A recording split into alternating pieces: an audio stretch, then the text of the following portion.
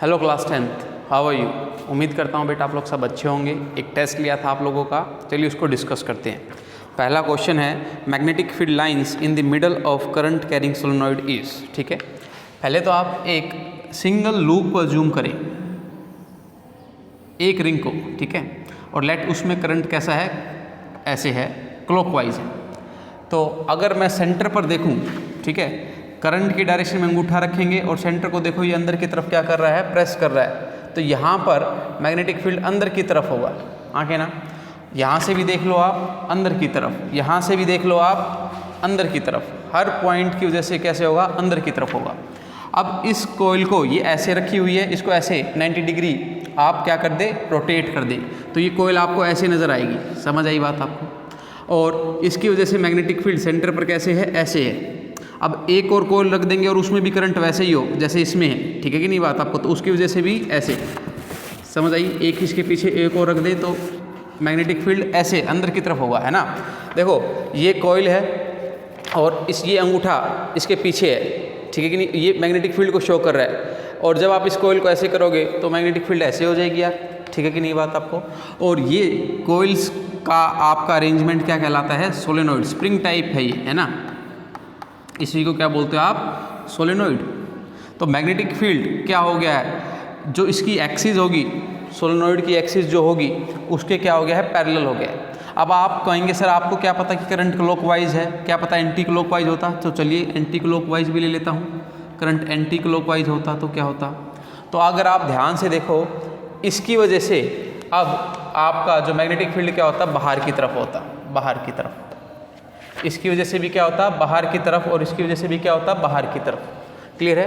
तो अल्टीमेटली जो चीज़ आपको ऐसे दिख रही है, अगर आप उसको 90 डिग्री रोटेट करते तो ऐसे आ जाता, इसकी वजह से भी ऐसे और इसकी वजह से भी ऐसे। तो बेटा रहता तो ये पैरेलल टू दी एक्सिस यार, हाँ कि ना। आप समझो ये जो कोयल बनी उसकी एक्सिस ये होगी कहीं, हाँ कि ना। तो वो मैग्नेटिक फील्ड ऐसे आए या ऐसे आए वो तो डिपेंड करता है करंट की डायरेक्शन पर, परंतु जो आएगा वो एक्सिस के क्या होगा, पैरेलल होगा। समझ आई बात। तो पहला क्वेश्चन का आंसर क्या है, parallel to the axis of tube, ठीक है कि नहीं बात आपको। चलिए नेक्स्ट क्वेश्चन देखिए। नेक्स्ट क्वेश्चन क्या कहता है कि choose the incorrect statement in the following regarding the magnetic field lines. कुछ स्टेटमेंट्स दे रखी हैं मैग्नेटिक फील्ड लाइंस के रिगार्डिंग, उनमें से इनकरेक्ट को आपको चूज करना है। The direction of the magnetic field at a point is taken to be the direction in which the north pole of the magnetic compass needle point. देखो क्या कह रहा है, अगर ये एक मैग्नेट है जिसका ये नॉर्थ पोल है और ये क्या है, साउथ पोल है, ठीक है कि नहीं बात आपको। और इसकी वजह से आपको पता है मैग्नेटिक फील्ड लाइंस कुछ ऐसे होंगी, नॉर्थ से साउथ, आउटसाइड क्या होती है, नॉर्थ से साउथ होती है, ठीक है। अगर आप यहाँ पर एक नीडल रखें और नीडल का आप नॉर्थ पोल देखें, ठीक है, तो नॉर्थ को रिपेल करेगा और साउथ नॉर्थ को अट्रैक्ट करेगा। अल्टीमेटली ये कुछ इस तरीके से अलाइन हो जाएगी नीडल, है ना। नीडल की नई पोजीशन ये होगी। समझ आ रही है कि नहीं आ रही बात आपको। और ये पहली बात यही बोल रहा है वो कि डायरेक्शन ऑफ मैग्नेटिक फील्ड, देखो इस पॉइंट पर जो मैग्नेटिक फील्ड की डायरेक्शन है वो वही लेंगे आप जो कि नीडल का नॉर्थ पॉइंट इंडिकेट कर रहा है। मतलब नीडल किस तरफ अपने आप को लाइन कर रही है वही क्या होगी, उस पॉइंट पर मैग्नेटिक फील्ड की direction. Very good. Magnetic fields lines are close curve, बिल्कुल क्लोज कर्व हैं। बाहर ये देखिए नॉर्थ से साउथ है और अंदर कैसे हैं, साउथ से नॉर्थ हैं, तो ये क्लोज कर्व होते हैं, ठीक है कि नहीं बात आपको। Magnetic field lines cross each other, यहाँ पर आपकी स्टेटमेंट गलत है, ये कभी भी क्रॉस नहीं करती है। तो उन्होंने यही पूछा था कि इनकरेक्ट स्टेटमेंट बताइए, तो आप इस पॉइंट को टिक करेंगे, ठीक है। और नेक्स्ट पॉइंट भी मैं डिस्कस कर देता हूँ कि strength of the magnetic field is shown by the degree of closeness of the field line. अगर मैं देखो इस तरीके से मैग्नेटिक फील्ड लाइंस दिखाऊँ और एक इस तरीके से मैग्नेटिक फील्ड लाइंस दिखाऊँ, तो आप यहाँ पर कहेंगे कि देखो जितनी मैग्नेटिक फील्ड यहाँ पर है उतनी ही मैग्नेटिक फील्ड यहाँ पर है। कुछ बताओ क्यों, क्योंकि बेटा देखो इनके बीच में स्पेसिंग बराबर बराबर है, क्लोज नहीं आई है। लेकिन मैं यहाँ पर ये कह सकता हूँ कि P पर मैग्नेटिक फील्ड कम है एज कम्पेयर टू Q, तो क्योंकि Q पर मैग्नेटिक फील्ड लाइंस क्या आ गई है, पास पास आ गई हैं।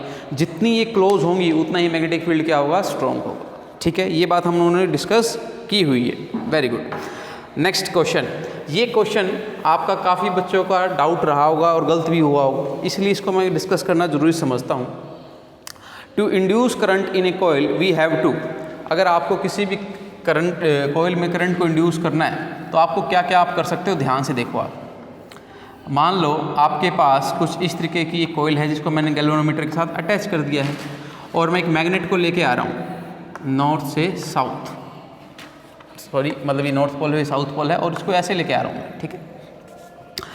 तो आप क्या क्या कर सकते हैं, अगर इसमें करंट प्रोड्यूस करना है तो आपको इसमें बी को चेंज करना पड़ेगा, मतलब बी का मतलब मैग्नेटिक फील्ड, ठीक है। आप एम भी बोल सकते हो, मैं बी भी बोल सकता हूँ, क्योंकि हम 12th क्लास में बी से पढ़ाते हैं, ठीक है। तो अगर आप इसमें मैग्नेटिक फील्ड को चेंज करेंगे तो क्या इंड्यूस हो जाएगा, करंट इंड्यूस हो जाएगा। क्लियर है बात आपको, ये चीज़ आपने मोस्टली ने यही टिक किया होगा। लेकिन अगर आप ध्यान से देखो, अगर मैं इसको अब इसका ये मैग्नेटिक फील्ड को चेंज कैसे कर सकते हो आप, इसको आगे पीछे करके, हाँ के ना। अभी इसमें से मान लो कोई लाइन नहीं गुजर रही है, अब आप इसको आगे लेके आओ तो मान लो 4-5 मैग्नेटिक फील्ड लाइन्स गुजरने लग जाए तो अल्टीमेटली मैग्नेटिक फील्ड क्या हो गया, चेंज हो गया, ठीक है कि नहीं बात आपको। अब मान लो यहाँ पर मैग्नेट रखी हुई है और इनिशियली इसमें से 5 लाइनें गुजर रही हैं। कल को आप कोई ऐसा मैकेनिज्म लगा दो जिसकी वजह से इन कोयल का एरिया घटने और बढ़ने लग जाए, समझ आई बात आपको। अगर इसका एरिया घटने और बढ़ने लग जाएगा तो नंबर ऑफ लाइंस अपने आप ऑटोमेटिकली घटने और बढ़ने लग जाएंगी। मान लो इस सिचुएशन में से 5 लाइनें जा रही हैं और जब एरिया बढ़ा तो लेट 6 लाइनें जाने लग गई और एरिया घटा तो लेट 4 लाइनें जाने लग गई। तो अल्टीमेटली जब लाइनें बदली तो क्या बदल गया, मैग्नेटिक फील्ड बदल गया। तो इस पर्टिकुलर अब इस मैग्नेट को ना भगाकर आप क्या कर सकते हो, कोई ऐसा मैकेनिज्म लगाओ और जिससे इस कोयल का एरिया अपने आप इंक्रीज या श्रिंक करे, तो उससे भी आपका मैग्नेटिक फील्ड बदलेगा। अल्टीमेटली बदलना मैग्नेटिक फील्ड को ही है, लेकिन जुगाड़ क्या क्या हो सकते हैं उसके बारे में बात कर रहे हैं। जुगाड़ ये हो सकता है इसको भगाओ, इसको कम या ज़्यादा करो। क्लियर है बात आपको। लास्ट देखिए आप, रोटेट द कोयल। जैसे आपने देखो अगर ध्यान से, इधर मानो, इधर की तरफ मानो नॉर्थ पोल और इधर की तरफ मानो साउथ पोल और ये बीच में कोयल रखी हुई है, तो मैग्नेटिक फील्ड तो कांस्टेंट आ रही है, मैग्नेटिक फील्ड लाइंस अपने आप आ रही हैं, लेकिन अभी इस पर्टिकुलर कोयल से वो एक भी लाइन नहीं गुजर रही है। अगर मैं इसको थोड़ा सा रोटेट करूं तो 4-5 लाइनें गुजरेंगी, थोड़ा सा और रोटेट करूं तो ज़्यादा लाइनें गुजरेंगी, और जब ये ऐसे मैग्नेटिक फील्ड लाइंस के 90 डिग्री हो जाएगा, समझ आई बात आपको, तब मैक्सिमम लाइन इसमें से गुजरेंगी। ये कुछ ऐसी सिचुएशन है, देखो ज़रा ध्यान से, ये नॉर्थ है और ये क्या है, साउथ है। अभी इनिशियली ये पैरेलल रखा हुआ है, कोई भी लाइन इससे नहीं गुजरी, लेकिन इसको थोड़ा सा रोटेट करूं, ये अभी ऐसे है, अगर थोड़ा सा ऐसे रोटेट कर दिया तो इससे ज़्यादा लाइनें गुजरेंगी अब, और जब इससे ज़्यादा लाइनें गुजरेंगी तो इसमें मैग्नेटिक फील्ड अपने आप क्या होगा, चेंज होगा।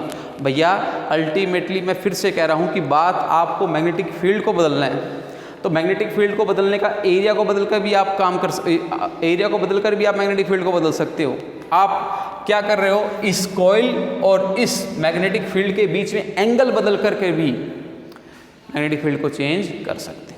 समझ आई? होपफुली आपको क्वेश्चन समझ आया होगा। नहीं समझ आया तो तुरंत बताइएगा इस वीडियो को देखने के बाद, ताकि मैं आपको और अच्छी तरीके से क्लियर कर सकूँ।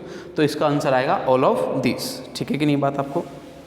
नेक्स्ट क्वेश्चन देखिए, मैग्नेटिक फील्ड किसी भी स्ट्रेट कंडक्टर के वजह से जो होती है उसकी डायरेक्शन आप कैसे पता लगाओगे? The direction of magnetic field around a straight conductor carrying current can be determined by the right hand thumb rule. Clear है बात? ये तो हमारी बातें हो चुकी हैं आप लोगों के साथ कि किसी भी कंडक्टर में से करंट गुजर रहा है और आपको मान लो किसी भी पॉइंट पर, इस पॉइंट पर आपको क्या पता करना है मैग्नेटिक फील्ड की डायरेक्शन, तो आप क्या करेंगे, राइट हैंड थंब रूल लगाएंगे और आप बोलेंगे कि यहाँ पर मैग्नेटिक फील्ड की डायरेक्शन क्या है, आपकी तरफ है। क्लियर है कि नहीं ये बात आपको बता? ठीक है, चलिए।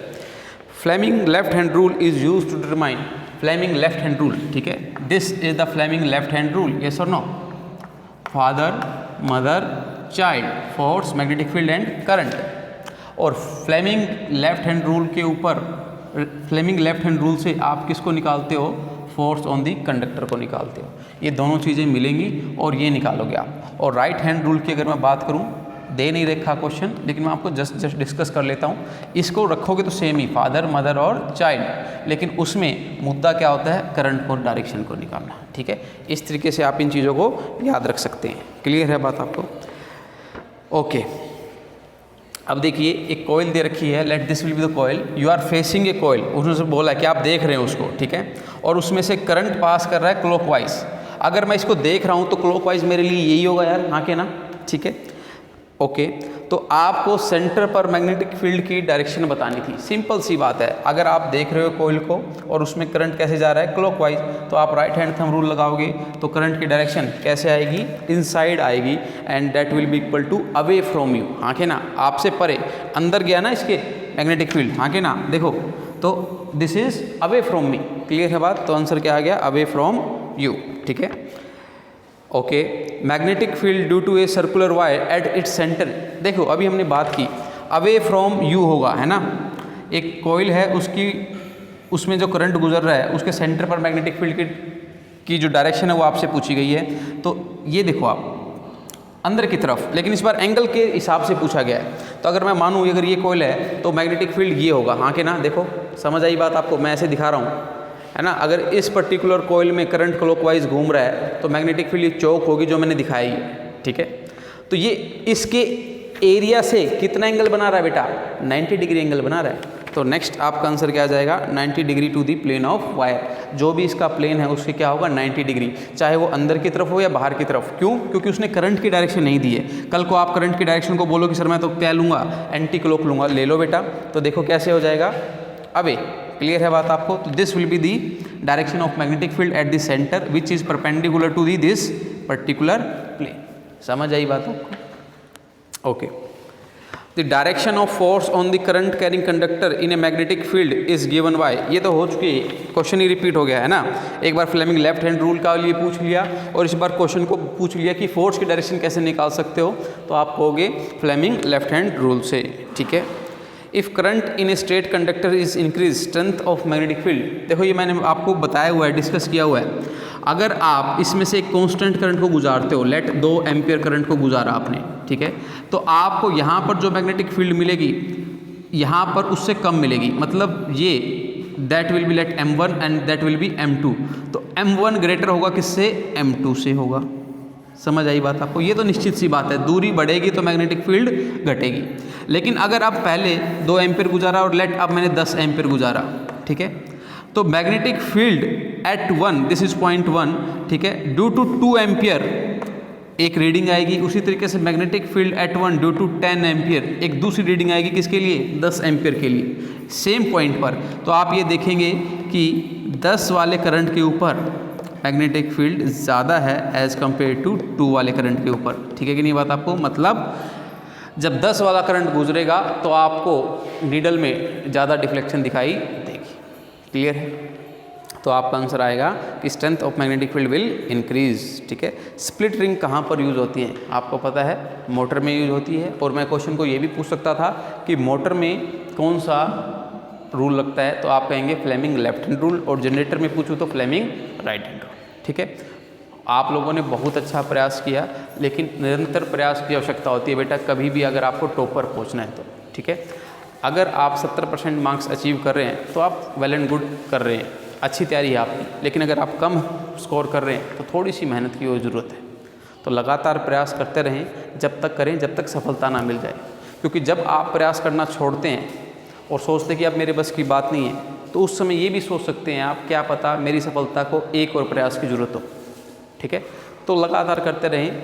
इस पर्टिकुलर समय में थोड़ी सी समस्याएं हैं कि हम लोग आप लोगों के साथ डायरेक्ट कांटेक्ट में नहीं हैं, आप डायरेक्ट क्वेश्चन को नहीं पूछ पा रहे हैं। मुझे पता है काफ़ी लोगों को है समस्याएं, लेकिन इस समय बेस्ट यूटिलाइजेशन समय का इसी तरीके से आप कर सकते हैं, और कोई आपके पास ऑप्शन भी नहीं है। ठीक है, तो मिलते हैं नेक्स्ट लेक्चर में एक नए चैप्टर के साथ।